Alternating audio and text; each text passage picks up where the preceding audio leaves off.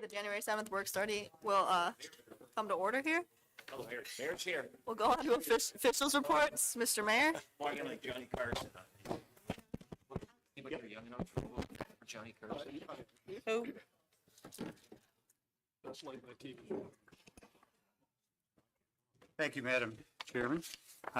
Just wishing Happy New Year to everybody there. Sorry, a little late start here, but our family-friendly New Year's event was another success and a great way to start the new year. Council President Zoe Cuspa, along with council members Priscilla Airfleet and Adrian Price, joined me along with dozens of young families ringing in 2026 at noon on December 31st. It was great to see these children, parents, and grandparents having a great time at our banquet facility. These are the type of activities that define our community and the investments we continue to make in family-friendly events and gatherings. For the past month, the lobby of our municipal building has been filled with festive Christmas trees decorated by our various city departments. The display is also a competition between the departments, and they all do a great job working on a theme for each tree. This year, the tree that received the most votes was decorated by the employees of the 28th District Court. The theme of their tree was the Grinch, and it certainly was a mean one. I must also give an honorable mention to the police department tree for their rendition of the Wicked themed tree. Yeah. It is very unique and special. Although there was only one winner, each department created noteworthy trees. Congratulations to everyone who participated. And for anyone who hasn't been here to see them yet, it's worth a trip to our lobby area, but hurry, the trees are slated to be dismantled Friday morning. The 2026 State of the City Address will take place at Crystal Gardens Banquet Facility on Wednesday, January 28th. Once again, it will be hosted by the Southgate Rotary, with proceeds going to their high school scholarship fund for local students. I look forward to reporting on the progress that this great city has made in 2025 and the important projects in store for this new year. One of the most significant announcements will be the commencement of the major infrastructure project dubbed as the Barberry Relief Sewer. The significance of this project is that it will address the decades-old problem of flooding basements for nearly 6,000 residents living in the northeast quadrant of our community. Also important is this $22 million federal grant we received to assist with this infrastructure improvement, which incidentally represents the largest single grant in the 68-year history of our great city, something we should all be proud of. As in the past, the State of the City Address will be streamed live during the address and will then be available on our YouTube channel 24/7. Tickets are available through my office or by contacting Mr. Steve Ollis of the Southgate Rotary at 734-658-8991. Thank you, Madam Chair. Thank you. Madam Clerk? No report. Mr. Treasurer? No report. Councilman Price? I just want to say Happy New Year to everyone. I have no report, though. Councilman Roush? Happy New Year. My committee actually meets tomorrow. I say Happy New Year to everyone as well. Hope it's happy and healthy. Councilwoman George? I echo that. On behalf of the city and the Case Commission, I'd like to send condolences to the family of Helen Zabel, who passed away. She is laid out at Molnar's tonight, and the funeral is tomorrow at the Michigan Memorial. Helen served many, many, many years on the Case Commission. She was a wonderful and a beautiful lady, and she will be truly missed. The Case Commission is this year presenting a love story contest for Southgate residents. Enter to win by submitting your love story in 500 words or less. How you met, your journey together, your special bond, soulmates, etc.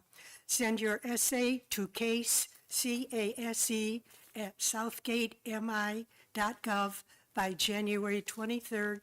You must be 21 and over. Include your name, address, and phone number.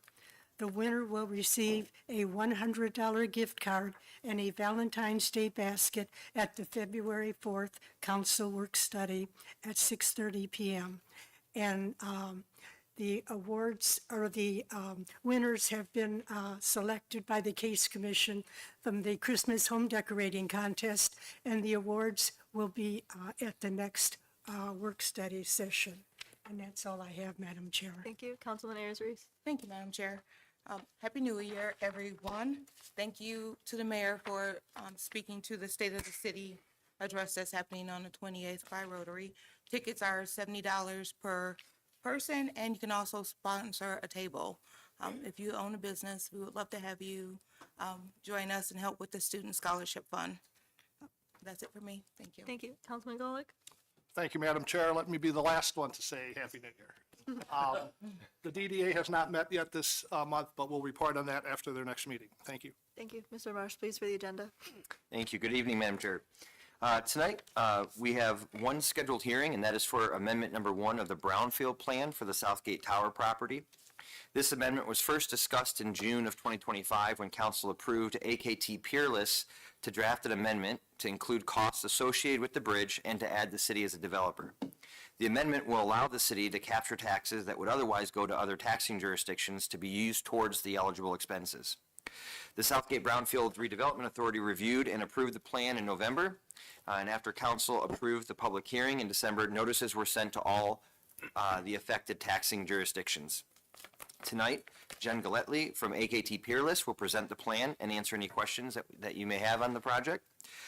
You've also been provided copies of the presentation slides, so it'll be on the TV behind you, but you can actually follow along right in front of you with the slides. Oh, I'm sorry. They will be presented for you here, so. And then also just following my review of the agenda, I'm going to be giving just an overall update on the Southgate Tower part and the Southgate Tower project. Were there any questions on the public hearing? Okay, going on to Communications A, the first item is related to the public hearing, and that's just the request for the Brownfield Plan Amendment, number 1, that can be approved tonight after the public hearing. Are there any questions from council? Through the chair. Councilwoman Ayers Reese. Do we have to vote on this tonight? We're just getting some of this information. You do not have to vote on it tonight, but there's no statute that says it has to wait a meeting or not. So that's why we put it on tonight's agenda. Okay, thanks. Next is a request to renew the service agreement for our in-house video surveillance camera system for the city, the police station, and the court. Software, hardware, licensing, cameras, and card readers are all part of this agreement. The camera system was originally approved by council in December of 2019. I'm pleased to say that the cost of this renewal has only increased by $150, which represents less than a 1% increase from last year's renewal. Are there any questions from council? Madam Chair, Councilwoman Golick. on the original agreement, it was a 5-year agreement, I believe. Why would we just do a 1-year renewal and then have to come back again next year? Could we have got a better price maybe for going multiple years? I would have to check on that. I know typically after you have your initial period, it will renew on a year-by-year basis, but we can certainly have the police department take a look at that and see, in the court as well, to see if there's any opportunities for a longer-term agreement. Thank you. The final item under Communications A is a request for a resolution affirming the duty disability determination for Sergeant Mashinsky and to accept the PA 728 analysis. Under the command officer's contract, Sergeant Mashinsky is provided a duty disability retirement benefit. He was evaluated by multiple doctors, and it was determined that he is indeed disabled, and it was duty related. The city and union then agreed to a separation agreement for Sergeant Mashinsky, which included his duty disability retirement benefit. Now, the pension board has not previously requested such a resolution, but their attorney is requesting it now before they process the retirement. So the administration has brought that request before you tonight in order to prevent any further delays for the employee to receive his retirement benefit. Are there any questions from council on this item? Okay, seeing all that being done, that's it. Thank you. Did you update? Oh, I'm sorry, the updates. Thank you. Yeah, so I do have 2 updates for you. Councilman Golick had reached out just asking for a couple updates, one on the tower project itself, but also with the resignation of our public safety director, Joe Marsh, what's the succession plan for that position. So beginning with the tower, I just want to let you know the construction is continuing there. The last update the city received was that it will be opening in February, although I do anticipate that might be moved back even additionally, as I haven't seen the trailer come out there just yet. At this time, rental rates for the tower is still not known. I will say, though, if anyone wants to see floor plans, those are available on the tower's website, which is banktowerapts.com. All of the floor plans, and I think there's maybe 20 or 25 floor plans available. You can see those. But again, the actual rental rates are not available. The park construction is currently at a seasonal shutdown. But come the spring, there's a number of things that will take place. The top coat will go on the pickleball courts. Additionally, fencing and lighting will go around the courts. DTE will put lighting throughout the park. There's some additional plantings that remain, hydro seeding of the park space, and then the turf for the golf course or the putting green will also go in, and then the pavilion will be installed as well. Work on the bridge is continuing. If you've drove down Trenton, you'll see the abutments are now coming up out of the ground. The bridge itself is in the bridge construction contractor's yard, EC Corneffel. It's going to remain in the yard until they've installed all the lighting and the signage. I have been informed that due to some supply chain issues, the lighting is probably not going to be available until the spring, meaning that the bridge itself will not be installed and probably until late spring next year, or this year. It's 2026. Were there any questions on the tower? Okay, and then just going on to the public safety director, after the resignation of our public safety director, we're choosing to return back to a chief, deputy chief model. Earlier today, the Police and Fire Civil Service Commission met to discuss testing for that position. That is the deputy chief position would be one that would be competitively tested for. And so the Police and Fire Civil Service Commission approved the dates for those testing. That testing take place. Were there any questions from council on that item? Do you have a date on the test? Thank you. February 10th, I believe, is the testing date. Yeah. Thank you. With that being the last item, we'll reconvene at 7 o'clock.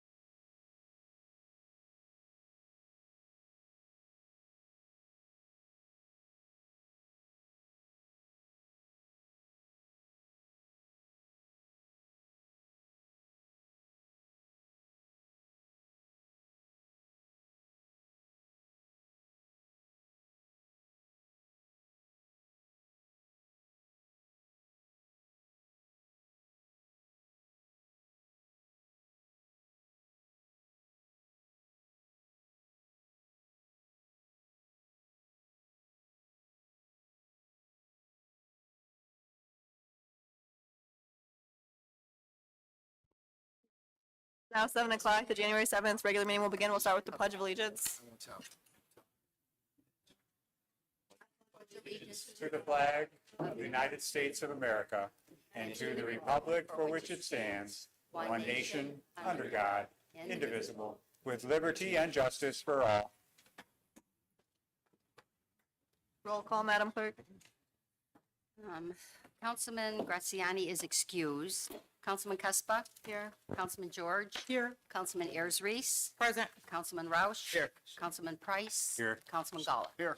I need a motion to approve the work study meeting minutes dated December 17th, 2025. Madam Chair, Councilman George. I move to approve the work study meeting minutes dated December 17th, 2025. Support. Motion by George, supported by Ayers Reese. Any discussion?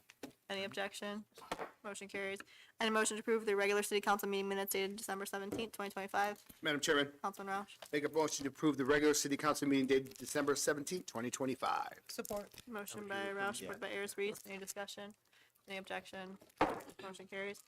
No scheduled person in the audience, and there's no consideration of bids. One item under scheduled hearings, a public hearing for amendment number 1 on Southgate Tower redevelopment brownfield plan. Madam Clerk. Oh, I need a motion to enter the Madam Chair, public hearing. Councilman George. I make a motion to enter the public hearing for amendment number 1, Southgate Tower redevelopment brownfield plan. Support. Motion by George, supported by Golick. Any discussion or objection? It's now open. Jen, if you want to come on up.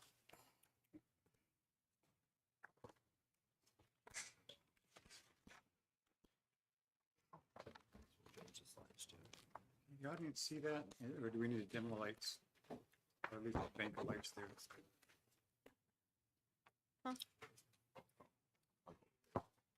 Yeah. I don't think you want to do these because that's what they're looking at. Okay, good. That's good. Doesn't look like it's work. Maybe where I'm standing it'll work. Or is this like wide? Nope. Okay. Oops. Hi, good evening, everyone. My name is Jen Galetly. I'm with AKT Peerless. We are an environmental consulting firm that also provides economic development consulting services. And I'm here to present on the Brownfield Plan Amendment for the Southgate Tower project. So hopefully we can get the slides up, but you also have a hard copy of the presentation. I'm just going to jump to the quick review of Act 381.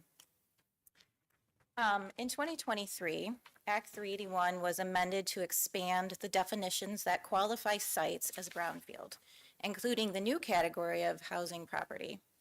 Essentially, the amendment defines a housing property as any development that includes one or more residential units. These units can be part of a mixed-use project and apply to all types of residential housing, including rental units. In 2023, the amendment enables housing projects to qualify for brownfield assistance even when the site may not be contaminated or blighted. It also expands eligibility to allow reimbursement of additional activities that may not otherwise be available to certain communities. I'll explain. Under Act 381, as amended, brownfield eligible costs fall under 2 buckets, statewide and core communities. Eligible activities available to all communities statewide include environmental assessments, due care or remediation activities, demolition and abatement activities such as asbestos abatement, lead, mold. Within core communities, additional activities of infrastructure improvements and site preparation are available. Unfortunately, Southgate is not considered a core community. However, thanks to the 2023 amendment to Act 381, a brownfield site defined as a housing property can undertake all eligible activities, even if it's not located within a core community. This means that although Southgate is not a core community, it can now qualify for site preparation and infrastructure improvements that support a housing property identified within a brownfield plan. And that's why we are here tonight. As in many communities throughout Michigan, Southgate has a demonstrated need for housing, according to the most current and published city master plan, with low vacancy rate, shrinking households, and housing values that lag neighboring communities. The Southgate Tower redevelopment project has responded to this need by delivering over 200 new apartment units and expanding the city's housing stock. And then just a quick aside, there's a quick, simple graphic to demonstrate how brownfield TIF works. The original plan was approved in 2022, and it utilizes brownfield TIF to reimburse eligible activities. After approval of the plan, the property has been under redevelopment. Once redevelopment is complete, the local taxing jurisdictions will continue to receive the property's base or pre-development tax revenue, while the developer is reimbursed for eligible costs from the annual tax increment revenue, which is the difference between the base value and the property's new taxable value. Once the developer has been fully reimbursed all proven eligible costs in the brownfield plan, the taxing jurisdictions receive the full increase in tax revenue. This generally takes many, many years. So to go into the plan, or the amendment of the plan, the redevelopment of the site, commonly known as the Bank Tower building and referred to as Southgate Tower under the original plan, this project involves the renovation of the 14-story, 186,000 square foot functionally obsolete office building. The building has been redeveloped into a multifamily apartment complex, creating 216 new units consisting of a mix of studio, 1-bedroom, and 2-bedroom apartments, along with improvements to the overall property. Under Amendment 1, the City of Southgate will perform infrastructure improvements which support the subject property, including a pedestrian overpass and further eligible activities. The following slides compare the original brownfield plan with Plan Amendment 1. So in the original brownfield plan, the overall project overview assumed that there was going to be about a $45 million investment. We can see under Amendment 1 that that has definitely increased. Residential units have also gone up. Eligible activity costs have gone up. The brownfield eligibility has gone from just functionally obsolete to now functionally obsolete and a housing property. And also developers, under the original plan, there was a private developer, Southgate Tower LLC, and under Amendment 1 will also include the City of Southgate. The eligible activities listed within the plan, the original versus the amendment. We've got the pre-approved demolition and asbestos abatement. Those all remain. Their budgets have been adjusted a little bit based on some actuals that we have been tallying from the private developer. And then under Amendment 1, we see housing development activities, which include infrastructure and site preparation. And that adds about an additional 4.5. Should I wait?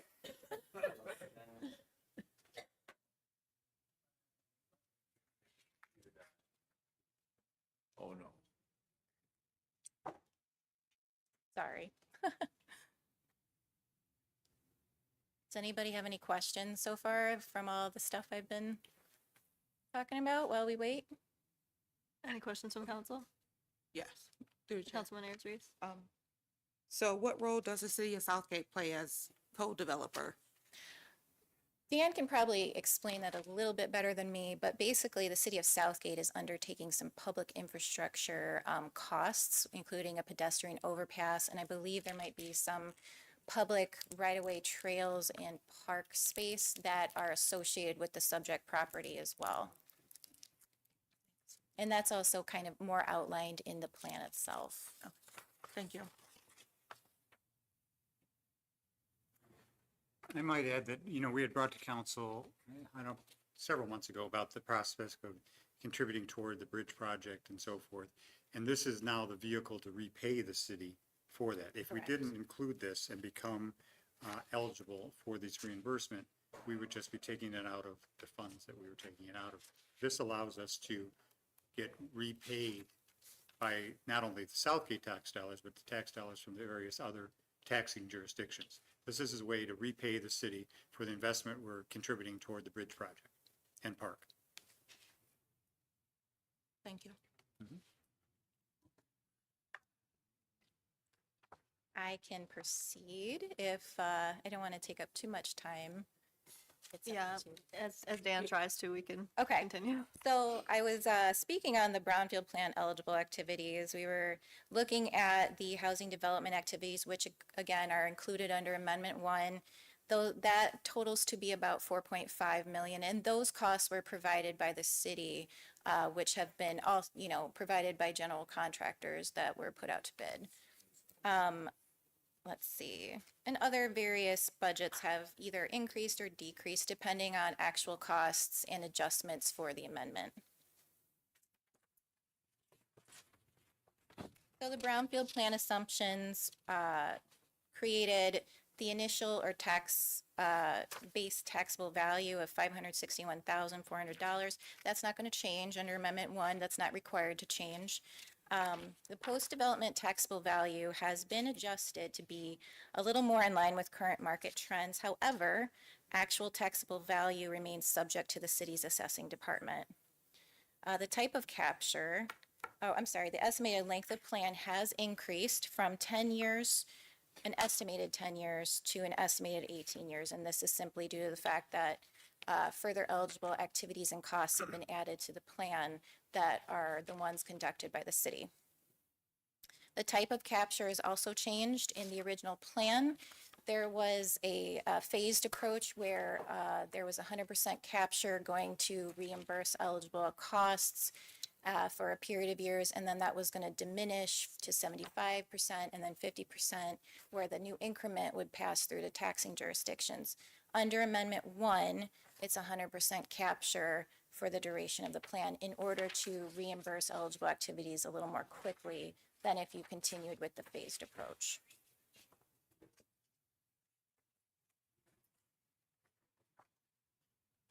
After that, I just have some graphics from the property's website, actually, the apartment company's website.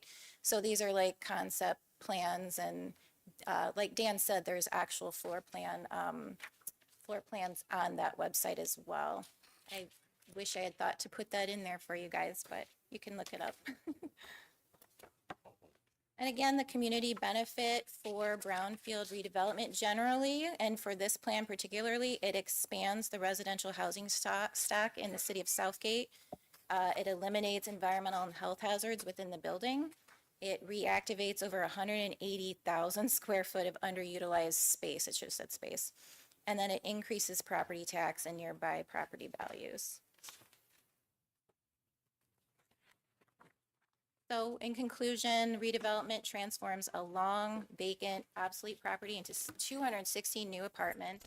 Amendment 1 strengthens the project with updated eligible activities and development participation from the city. TIF support enables key infrastructure improvements and continued progress on the site.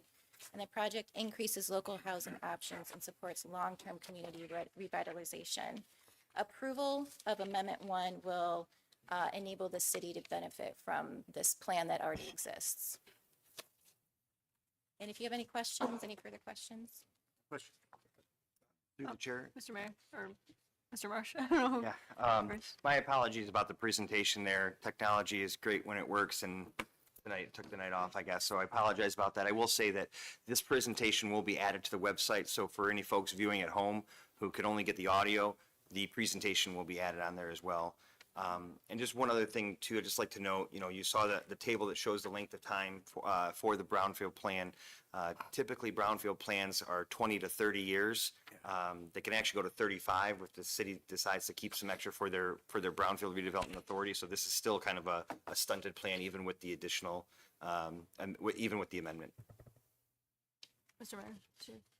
No, and I just say, and that's why we went to 100% reimbursement as opposed to a phased, because this will shorten the time before we're out of the Brownsfield plan and 100% comes to tax revenues. Any other comments or questions from council? Madam Chair, Councilman Golick. I'm no tax expert, but correct me if I'm wrong. What this allows us to do is to take the projected future increase in taxable value, generates tax, and then we can have the city and the developer use those to pay expenses that are qualified. Yes. Yeah, and specifically, it's all the taxing jurisdictions. So typically, the city collects just the city taxes, where Okay. on your tax bill, there's a number of taxing jurisdictions on there. If you look on the right side of your tax bill, you'll see RISA, the Metro Parks, the jail, there's a whole list of them on there. Those are the taxing jurisdictions that were contacted about this amendment.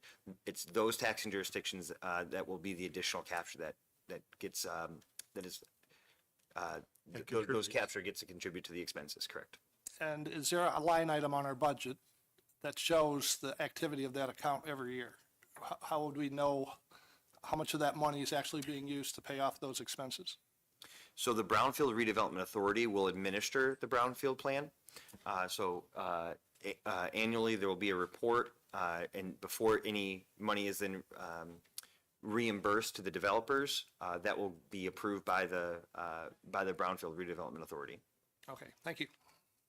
Any other questions or comments from council? Any Yeah, I questions? just want to Mr. bring Mayor? back to the point, so it's fully understood. The reason we're doing this is to collect all those other tax dollars we could never collect had we not had a Brownsfield. So all of the other taxing agencies, as Mr. Marsh had indicated, will help contribute to the payback on these funds. Similar to a DDA fund.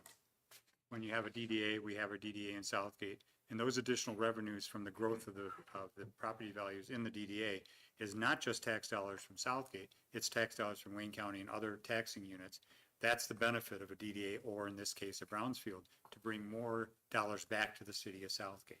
So I just want, I know that's kind of, it can be confusing at times why we're doing it, but there is a real benefit to the city by being able to capture the other taxing revenues and have that contribute toward paying down both the developer and the city of Southgate. Thank you. Any comments or questions from the public? Seeing none, thank you so much, Jen. And I'll entertain a motion to close the public hearing for Amendment 1 on Southgate Tower redevelopment Brownfield Plan. Madam Chair, Councilman Ayers, Reese. make a motion that we close the public hearing for Amendment 1 Southgate Tower redevelopment Brownfield Plan. Support. Motion by Ayers, Reese, supported by Golick. Any discussion or objection? So closed. First item under communications A is a memo from the administrator regarding Amendment 1 Southgate Tower redevelopment Brownfield Plan. Madam Clerk. The administration recommends that the council concur with the Brownfield Redevelopment Authority Board and approve Amendment 1 of the Southgate Tower Redevelopment Brownfield Plan. This proposed amendment was duly published and notice was sent to all affected taxing jurisdictions as required by the Public Act. What's the pleasure of the council? Madam Chairman, Councilman Roush. I make a motion to approve the attached resolution adopting amendment number 1 of the Southgate Tower redevelopment Brownfield Plan. Support. Motion by Roush, supported by George. Any discussion? Any objection? Motion carries. Next is a letter from the mayor regarding the renewal of in-house video surveillance camera system service agreement. Madam Clerk. It has been recommended by the police chief, and I concur with his recommendations, to renew the service agreement for the in-house video surveillance camera system with DA Central of Oak Park, Michigan, for a term ending December 31st, 2026. Pricing for the agreement is as follows: $15,470 for the city/public safety division and $10,930 for the 28th District Court, for a total amount of $26,400. Funds are available in the appropriate general fund department budgets. Your favorable consideration of this matter is greatly appreciated. What's the pleasure of the council?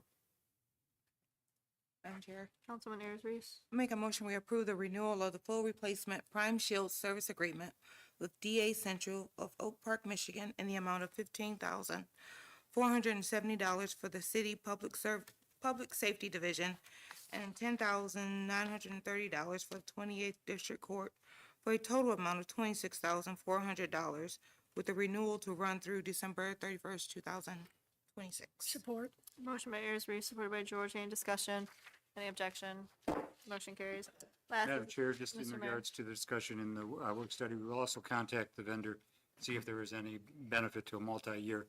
But with only a 1% increase, I'm not sure that there will be, but we will ask that.